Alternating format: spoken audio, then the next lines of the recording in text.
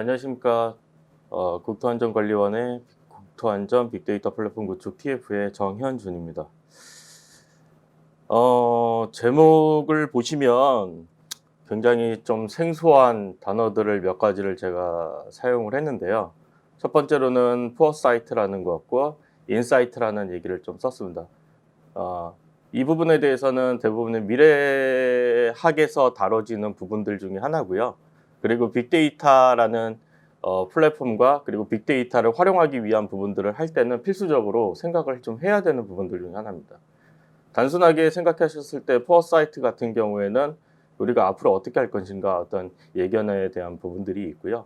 인사이트는 지금 한국말로 했었을 때는 뭐 통찰력 이런 부분들인데 과연 내가 어떠한 가치를 창출해내는가. 아까 전에 먼저 발표하셨던 빅데이터 구축과 관련된 방안을 말씀하신 것처럼 어떠한 가치를 창출할 수 있는지에 대한 데이터를 얘기할 때 인사이트라는 얘기를 쓰게 됩니다.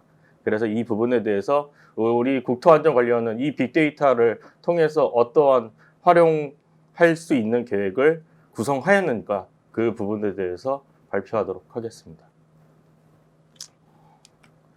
일단 목차는 빅데이터나 AI에 대한 부분들을 짚고 넘어가지 않을 수가 없어서요. 이거에 대한 어떤 전망적인 것과 지금 현재 현황들에 대해서 말씀드리고요. 그리고 인사이트에 대한 우리 국토안전관리원에 대한 미래 전략은 어떻게 수립하면 좋을까라는 부분들과 그리고 지금 현재 계획 중인 저희가 국토안전 빅데이터 플랫폼 구축과 분석 과제에 대한 구현 계획에 대해서 세부적으로 말씀드리고요. 그거에 따른 우리 국토안전 관련해서의 정성적 그리고 정량적인 어떤 기대 효과가 있는지에 대해서 말씀드리도록 하겠습니다. 일단 전 세계적으로 지금 팬데믹 현상이라고 해서 전염병으로 본 미래 전망적인 부분들입니다. 보시다시피 발생연도 기원전 430년도부터 지금 현재까지에 대한 부분들을 보고 있는데요. 뭐 병명이나 이런 것들을 보시면 지금 전혀 있지도 않은 부분들, 백신들이 있어서 끝난 부분들도 있는데 굉장히 지금 전 세계적으로 영향을 줬던 부분들이 많습니다. 뭐 로마 제국에 대한 몰락이라던가 아니면은 아메리카 원주민들이 대다수 사망했다는 세계 1차 대전까지 종결하는 사건까지 발생할 정도로 많았고요.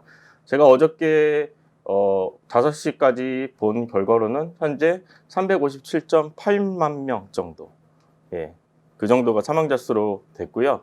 그리고 확진자 수는 172억 명 정도 됩니다. 근데 여기서 우리 국내에 대한 사망자 수는 그렇게 크진 않고 확진자 수도 그렇게 크진 않습니다. 그렇다고 그래갖고 조심하지 않아도 되냐? 그런 부분들은 아니고요. 왜 이거를 보여드렸냐면요. 아래 보이는 VUCA라는 부분 때문에 그러는데요. 이 미래적인 부분들을 볼 때는 요 네 가지의 부분들을 좀 보게 되는데 첫 번째로는 변동성, 그리고 불확실성, 그리고 복잡성, 애매성이 있습니다. 이거에 대한 대응 방법으로는 어떠한 변동성이 발생하면 그거에 대한 속도에 따라서 예지를 해야 되고 그리고 불확실성이 발생하면 예측하지 못한 결과에 대해서도 우리가 좀 이해를 할 필요가 있고요. 그리고 여러 현상들에 대해서 연계성이 있는 부분들에 대해서는 명확하게 구분해야 됩니다. 그리고 시나리오적인 해석이나 다양적인 관점을 통해서 좀 우리가 예민하게 반영을 해야 되는 부분들이 있습니다. 사실은 저희가 전염병도 마찬가지겠지만은 대다수 뭐 큰 사고가 발생해서 우리가 문제가 되진 않아요. 아주 자그마한 부분에서 사실 문제가 발생하는 것들이 굉장히 많이 발생되고요. 그런 부분들을 조금 더 예민하게 반응해야 되는 부분들입니다. 이게 좀 미래적인 관점에서는 한 4가지 정도를 꼭 쳐다보게끔 되고 있습니다.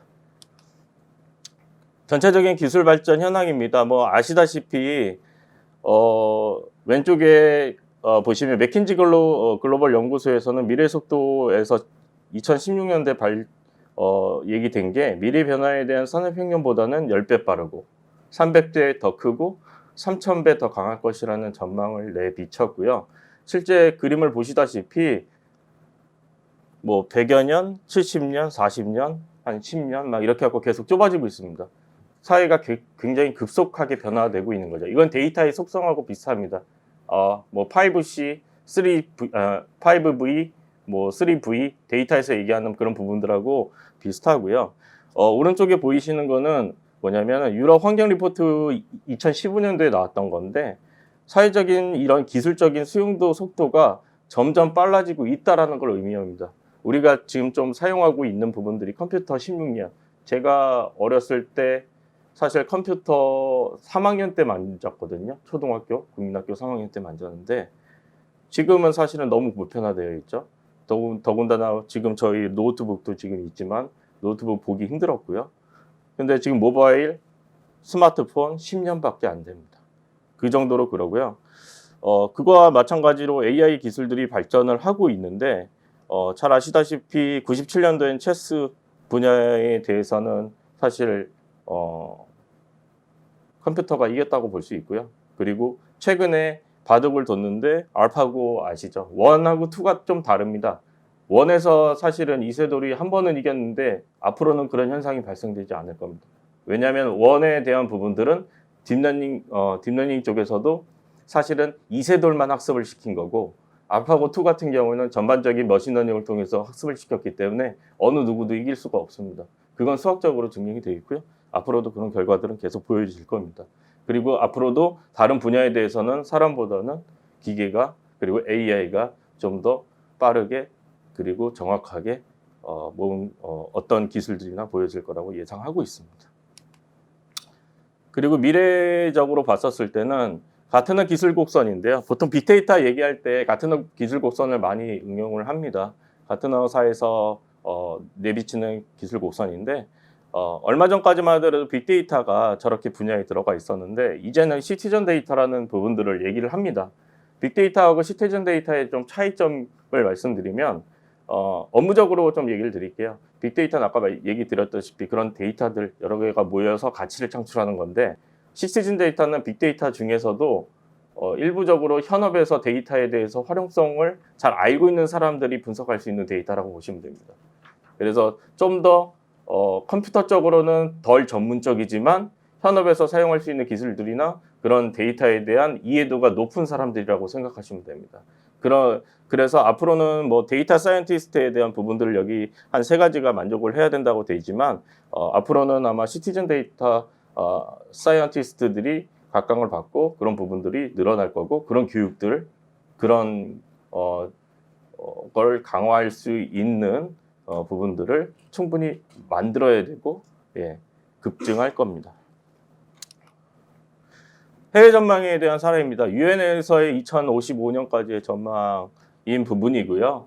읽어보시면 뭐 다들 좀 아시는 내용인데 이게 가능할까라는 부분들이 좀 있는데요. 이렇게 좀 바뀔 거라고 예상을 하고 있고요.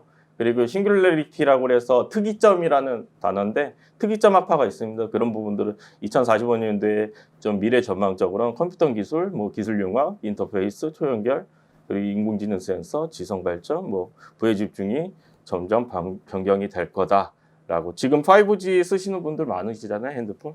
근데 앞으로도 망 변화는 계속적으로 이루어질 거고 그런 부분들에 대해서는 한 100조 개의 센서들이 존재하고 그것들을 어떻게 분석하고 어떻게 할 것인지 아까 전에 시티즌 데이터 사이언티스트를 말씀드린 것처럼 데이터를 취득하거나 데이터를 수집하는 데 목적이 있지 않고요. 어떻게 데이터를 볼 수 있는지가 중요한 여건이 될 거고 그런 사람들이 각광을 받을 겁니다. 물론 그래서 회사에서도 그런 부분들에 대해서는 기술력을 키워야 됩니다. 그리고 미래적인 특성 아까 말씀드렸지만은 복합성, 불확성, 실 그리고 다양성이 좀 있는데요.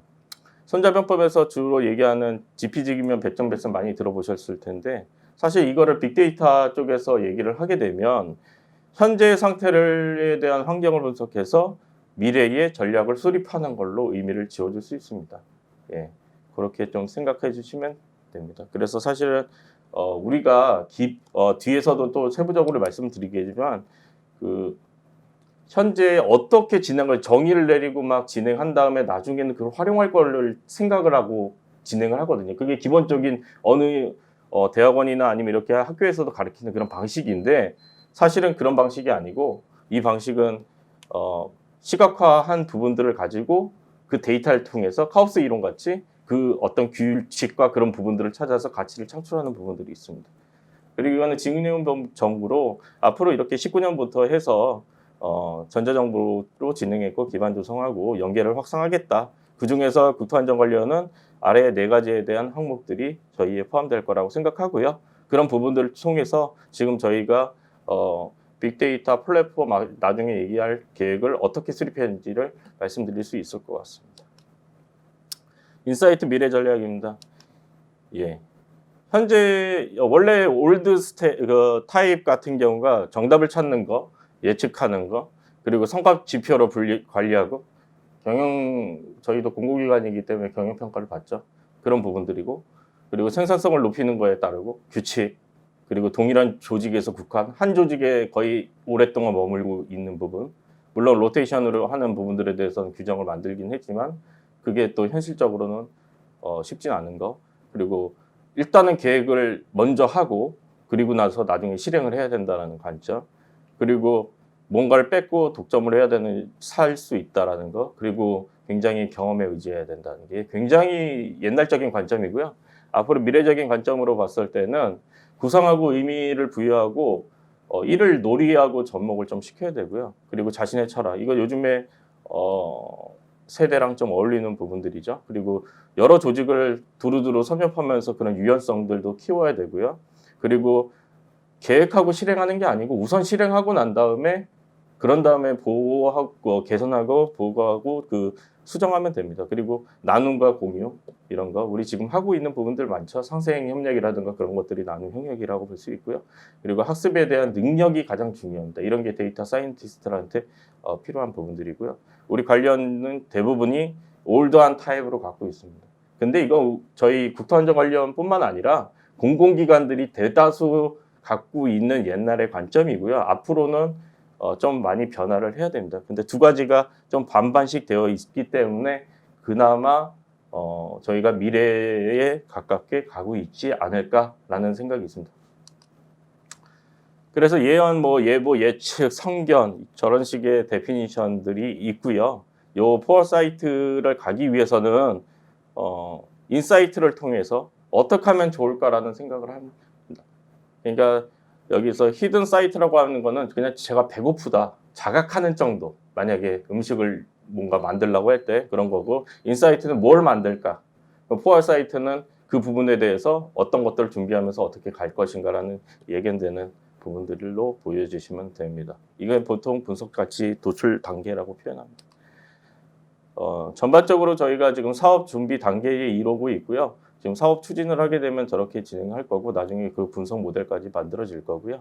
그리고 대용량에 대해서 아까 전에 발표해 주신 쪽에서 기반 시설은 사실 대용량 정보에 가깝습니다. 규정을 좀 명확하게 그은다면, 사실 빅데이터 분석 과정은 시각화를 먼저 한 다음에 나중에 정의하고 활용합니다. 그리고 데이터 고속도로 다 5대의 원칙인데요. 요즘에 얘기하고 있는 데이터 댐, 데이터 고속도로 같은 의미입니다, 거의. 근데 2개의 좀 차이점을 얘기 드리면, 댐은 저장하고 푼다는 의미를 갖고 있고요. 고속도로는 막힘없이 뚫리게끔 바리케이트 같은 게 없이 만드는 겁니다. 그래서 지금은 고속도로라는 얘기를 최근에 문재인 정부에서 그렇게 얘기를 하고 있고 그걸 추진하고 있습니다. 그래서 데이터 품질 확보, 원천 데이터의 적시성, 가독성 이런 것들을 확보하기 위해서 데이터 3법들도 지금 됐죠. 그런 부분들, 규제들을 풀고 싶어 하는 부분들입니다. 왜냐하면 데이터가 쌓이려면 어쩔 수 없습니다. 일부분을 풀고 가도록 만들어야지, 저장하고 그 부분들을 활용할 수 있도록 만들어줘야 된다는 게 기본적인 원칙이고 기본적인 방법입니다. 그리고 플랫폼을 구축하는 것만이 중요한 게 아니고 운영을 하기 위한 그런 시스템들을 갖춰야 됩니다. 대표적인 예가 사람이 필요합니다. 그래서 개발자 생태계에 대해서 인력 양성들이 필요하고요. 그리고 그런 부분들에 대해서 전사가 공유할 수 있도록 회사 차원에서도 아니면 우리나라의 차원에서도 행정적인 혁신들이 무조건 필요하다고 보고 있고, 이거는 정부에서 발표한 데이터 고속도로 5대 원칙에 해당됩니다. 그리고 저희 계획입니다. 추진 배경 자체는 외부, 내부 이런 식으로 활용이 있고, 데이터 거의 분석이나 활용이 저조했고 지금 앞으로는 많이 활용해야 되고, 지금 없더라도 앞으로는 만들자, 이게 지금 키워드고요. 그러려면 그런 분석을 하려고 하는 환경을 구축하려면 뭐가 필요하냐? 빅데이터 플랫폼이 필요하다. 그래서 저희가 이 빅데이터 플랫폼 계획을 하게 됐고요. 지금 진행 중에 있고요. 그 중에서 저희가 5대 추진 전략과 9대 추진 과제를 진행하면서 사실은 빅데이터 운영 기반 구축 자체는 좀 빼고요. 그래서 4대 16개가 지금 진행되고 있고 그거에 대해서 각각에 대해서 32개 과제를 분석 과제를 도출해냈습니다. 사실 그 방법 자체도 아까 전에 말씀드린 것과 같이 시각화를 먼저 한 다음에 거기서 사이트를 차출해야 되는데 우선적으로 좀 필요한 부분들이 있어서 그 부분들에 대해서는 알고 있지만 그것들을 좀 분석 과제로 도출하고 나중에 구현하려고 생각을 하고 있는 겁니다. 사실은 원칙 이 빅데이터 관점에서는 조금 안 맞는 부분들이 있습니다. 그래서 전체적으로는 8개년도로 구성을 했고 2028년도까지 아까 전에 16개 서비스에 대해서 32개 분석 과제를 이렇게 도출하게끔 했습니다. 그리고 전략과제나 이런 후보링이나 뭐 성세 설계 부분들은 2019년도부터 ISP 하반기에 시작을 해왔고요. 지금 현재까지 얼마 전에 ISMP가 끝났거든요. 거의 1년 한 6개월, 7개월 정도 진행을 했는데 그래서 이제 지금 사업 계획서를 좀 작성하고 있습니다. 그리고 서비스의 전체적인 개념도인데요. 아마 수집 저장 그리고 가공 처리 그리고 처리에 대한 분석들에 대해서는 엔진을 넣을 수도 있고 안 넣을 수도 있는데 저희는 엔진을 넣기로 좀 얘기를 됐고요. 그리고 나중에는 포털을 2개로 구성을 할 건데 플랫폼에 대한 포털은 내부에서 쓸 수 있도록 만드는 거고요. 외부에다가는 개방 데이터에 대한 포털을 만들어서 외부에서도 우리 거를 자유롭게 쓰면서 새로운 가치를 창출할 수 있도록 만드는 게 저희 주된 목표입니다. 그래서 구성에 대한 기능에 대한 부분들은 다음과 같고요. 이거는 어떻게 보면은 웹페이지 가시면은 폴더 구성이나 뭐 이렇게 하고 메뉴 구성 그런 비슷한 겁니다. 그리고 운영 체계는 전반적으로 이게 빅데이터 플랫폼에 대한 전체적인 환경하고 있습니다. 우리 가지고 있는 뭐 FMS라든가 CSI 그 부분과 이 차이가 가장 큰 점은 뭐냐면 분석을 할 수 있는 환경들이 존재하고 하드비라고 할 수 있는 어떤 반정형 아니면 비정형 데이터들을 저장을 하고 그걸 분석할 수 있는 환경들을 구축해 주는 게 가장 다릅니다. 그쪽에서는 정형 데이터들만 거의 취급을 하거나 반정형이나 비정형은 그냥 저장되어 있는 것만으로 끝나는 거죠. 예, 그렇기 때문에 그런 부분들이 좀 차이가 있고요. 그리고 저희는 개방 포털 사이트는 이런 식으로 구성을 하고 뭐 이게 특별한 경우는 아닙니다. 이게 일반적인 부분들이기 때문에 따로 설명을 드리는 거는 좀 불필요할 거라고 생각하지만 저희는 서울시와 같이 서울시에서 지금 열린 데이터 광장 서비스를 하고 있는데 그런 거와 같이 데이터 서비스도 개방을 하고 저희 데이터 셋도 개방을 하고 그래서 조금 더 좋은 뭐 사이트가 있으면 저희가 다시 한번 구축을 하고 뭐 이런 식의 환류 작업들을 할 겁니다.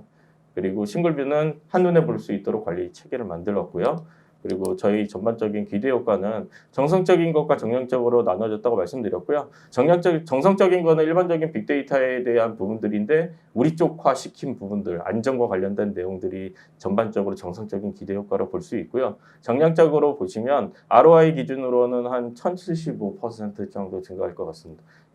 저 비용 자체는 저희가 투자하는 그러니까 구축해서 분석 과제를 구현하는 비용과 그 비용 대비 현재 정량적으로 7년간 누적되는 기대 효과를 합한 거를 퍼센테이지로 나눈 겁니다. 그래서 굉장한 수익률을 보이는데 사실 이거보다는 조금 더 많이 발생할 거라고 보여지고요. 미래적으로는요. 예, 그거는 좀 더 계속적으로 검증하고 검토하도록 하겠습니다. 이상 발표를 마치도록 하겠습니다.